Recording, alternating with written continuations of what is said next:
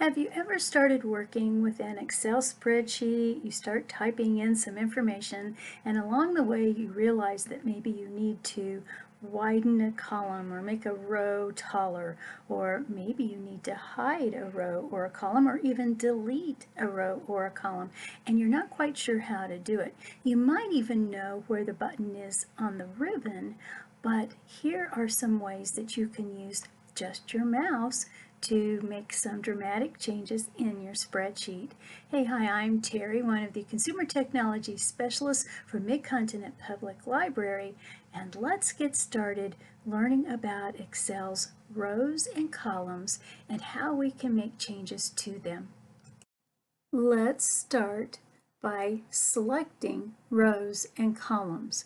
So if I want to select, say, one column, I find the column letter and click on it, and my mouse turns into a downward pointing arrow, and you can see here then that because of that gray background and even the green borders around that column that I've selected it. Now very similarly, if I decide to select a row, I can come over to a row number and I get that same arrow, except now it's pointing to the right, and I can click and my row is selected. I can tell because again I have that gray highlighting with sort of the green border around it. Now keep in mind when you select a row or a column, you're selecting the whole thing. So with a column you're selecting over 1,000,000 cells as you go down the spreadsheet, and as you go across with a row you're selecting thousands of cells as well. Now we might decide to select more than one column or more than one row. So what we can do is, again, let's go with the columns, and let's say I've selected one. As long as I have this arrow that's pointing down, I can click and drag and select more than one column. Now I could also click on one column, hold down my Shift key, and click on the last column that I want to select. And the Shift key lets you select every column in between as well.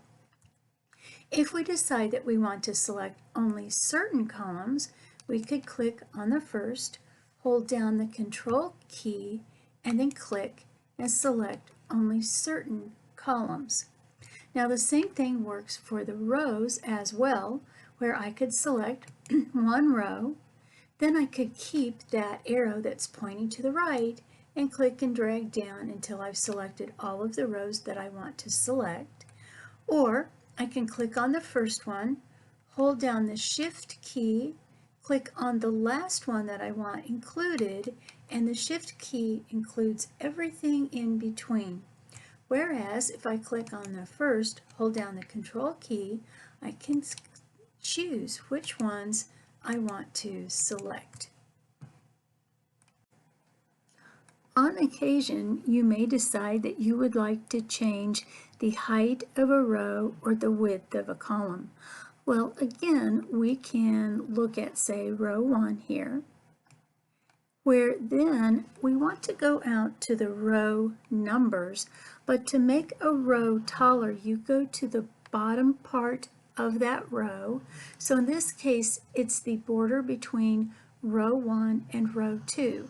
And notice how my mouse becomes a plus sign, but the vertical part of that plus sign has arrows pointing up and down, meaning that's the direction we can drag. So I can click on my mouse button, hold it down, and drag down, and as I drag down, the row height gets taller. Now let's say, just for this example, maybe I think I've dragged a little too far. Well, I can take my mouse back again between 1 and 2, right on that border line, find that plus sign that has the arrows pointing up and down, and I could click and drag up just a little bit to resize that row.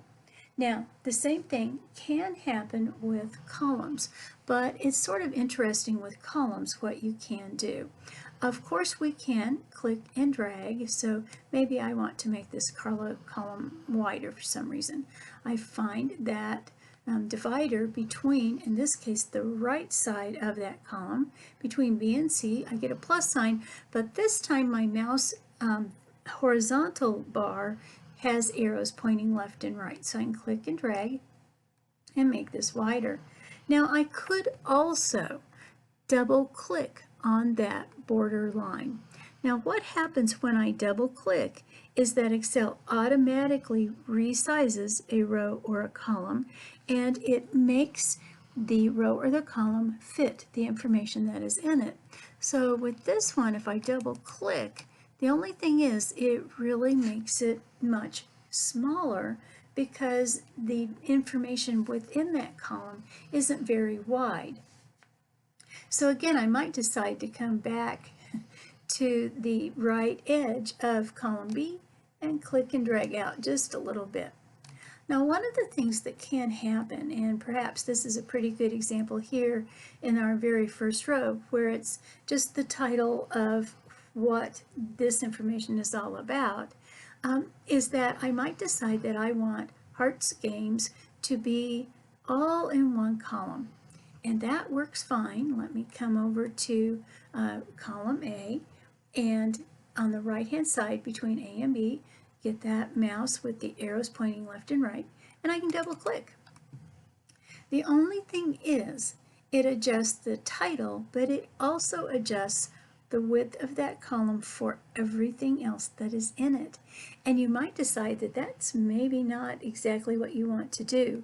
So sometimes it's better if you can click and drag and sort of adjust and maybe not worry about Hearts Games fitting in one column, or maybe you can merge those cells instead if that's really something that you want to do. But that is really how we can adjust for row height and column width.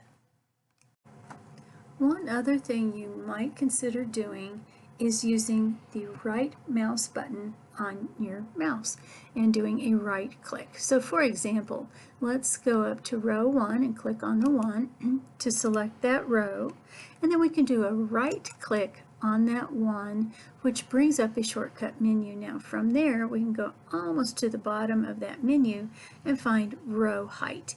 When you select row height, it gives you a number, basically the default number for that row, and I think it says 18.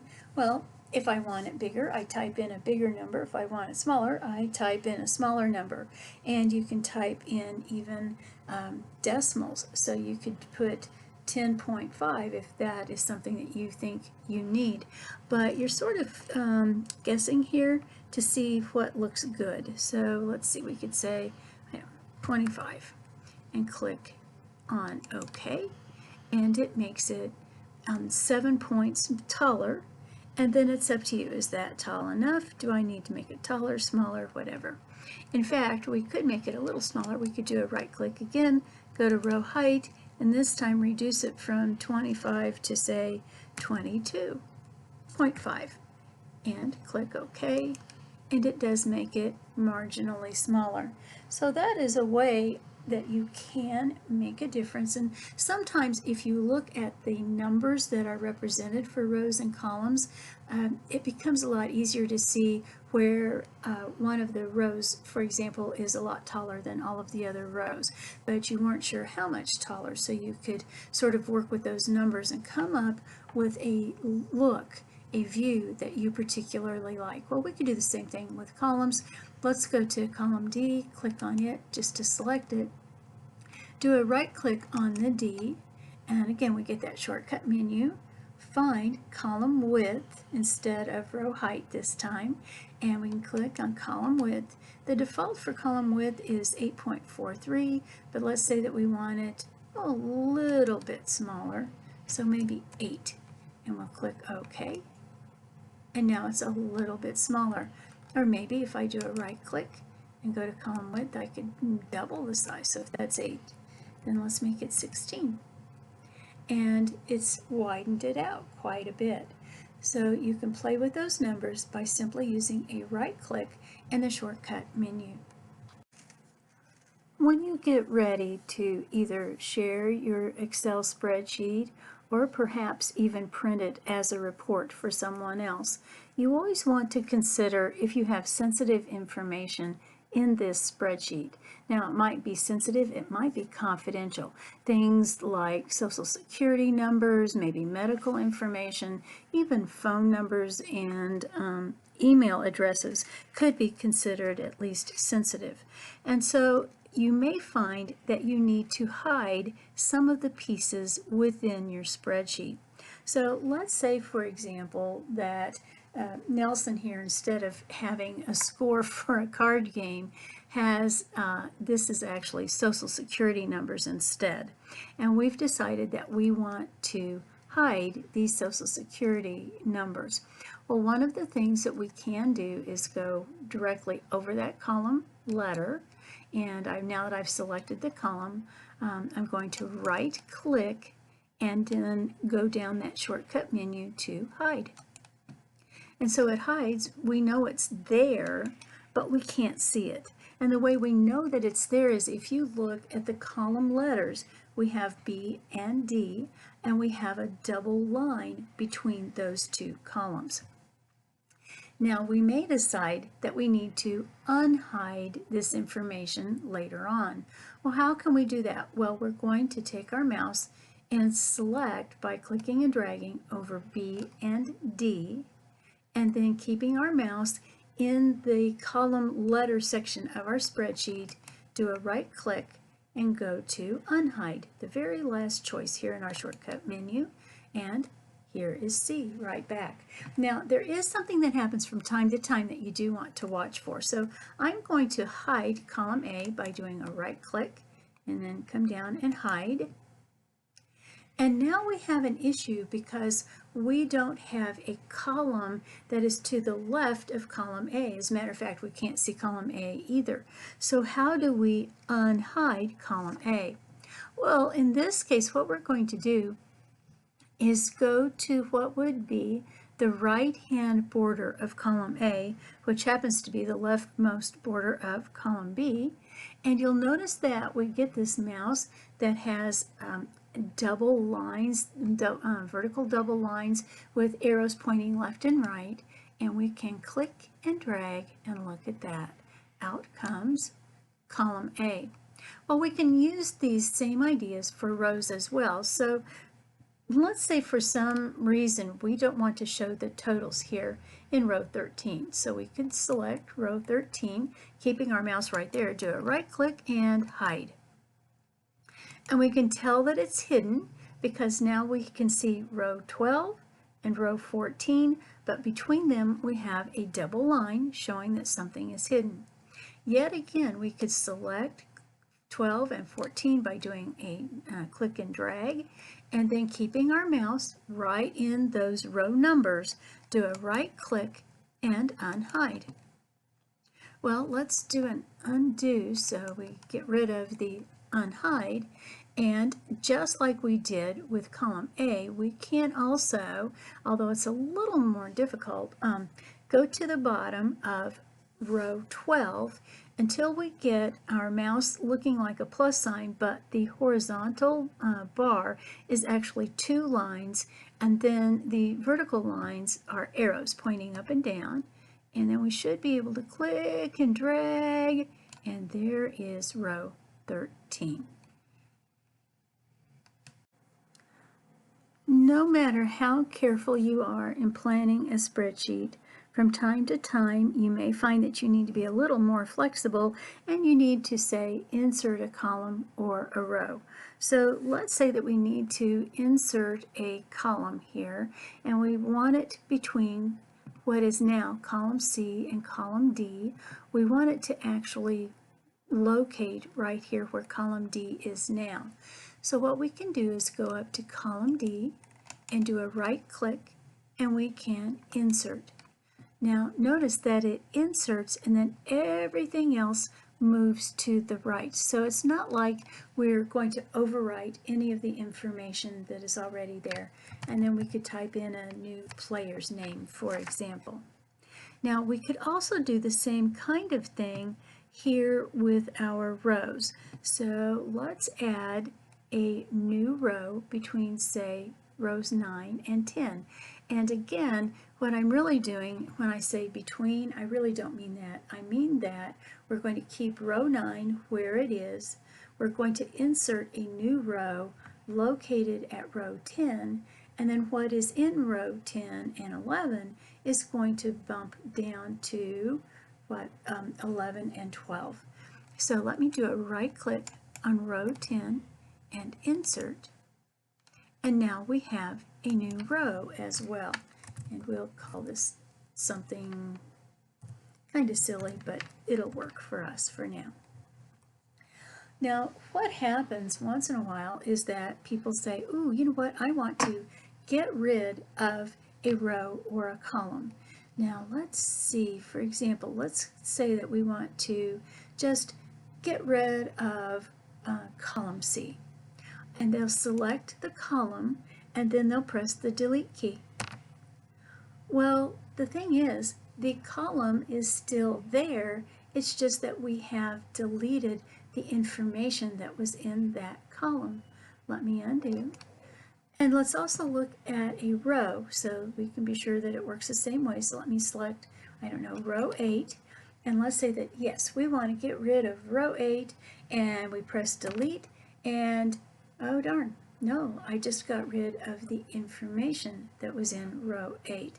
Let me undo that so we can get our information back. Okay, so if I truly want to delete a column, what I need to do is go up to the column letter and do a right click, and then about halfway down and right below insert is delete. So when I press delete, now that column is gone, and anything that was to the right of that column has moved to the left to fill in what would be a gap. Let's do the same thing here with row 10. So I'm going to right click on row 10, and again right below insert is delete, kind of in the middle here. Press delete, and hands 8 and 9 have moved up to fill in the gap so that you can no longer see what was that extra step in there. So just be careful, because delete and delete key on the keyboard are not the same thing in this particular case. So watch what you're doing, be careful, and hide and unhide, delete and insert are all great tools for helping you make your spreadsheet work the best it can possibly be. To learn even more, be sure to go to mymcpl.org/online learning, where you will find great online resources that include Universal Class, lynda.com, and Learning Express Library. Tune in each week as we introduce new videos on a variety of tech topics. You can find us at 1 o'clock on Wednesday and Friday, and 2 o'clock on Tuesday.